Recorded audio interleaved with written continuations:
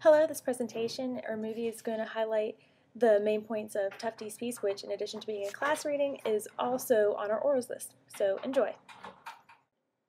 With savage pictures fill their gaps, and o'er unhabitable downs place elephants for want of towns. Chart junk, an affliction caused by personal computers and user-friendly software that has sprung war on the eyes rather than informing the mind. Chart junk, although not fatal to the body, could be fatal to the understanding of data being presented.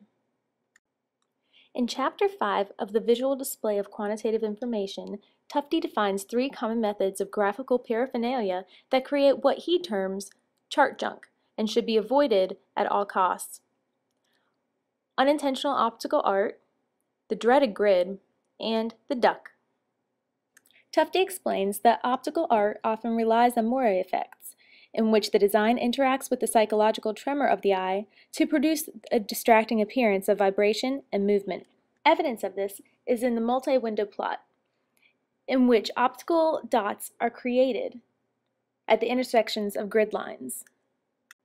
Here we can see a few examples of this optical chart art in which digital reproductions of graphs attempt to look more appealing, but in reality simply confuse the neurophysical responses of the eye, while at the same time not giving any additional data. All of this extra visual noise clouds the data being presented to the viewer. As it is the creator's purpose to pass data to the viewer, any visuals that may disturb that passing would be considered a fail. The next form of chart junk is the dreaded grid. The grid, although helpful to the creation of the graph itself, can often interfere with the data during its presentation. Tuftee first suggests that when making a graph by hand to use the backside for a lighter version of the same grid. He adds that if you have two-sided grid paper, your best bet is to just throw it out.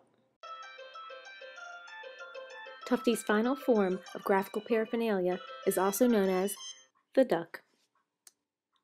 The duck is caused by the overuse of graphics, which create decoration rather than informative visual data.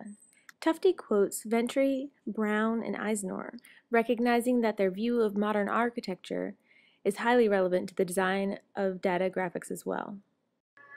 When modern architects righteously abandoned ornament on buildings, they unconsciously designed buildings that were ornament. In promoting space and articulation over symbolism and ornament, they distorted the whole building into a duck. They substituted for the innocent and inexpensive practice of applied decoration on a conventional shed the rather cynical and expensive distortion of program and structure to promote a duck. It is now time to reevaluate the once horrifying statement of John Ruskin that architecture is the decoration of construction. But we should append the warning of Puggin. It is all right to decorate construction, but never to construct decoration. The only accomplishment of these foul-up graphs is making the viewer feel as though they have been hit in the face with too much visual information to decipher the intended data.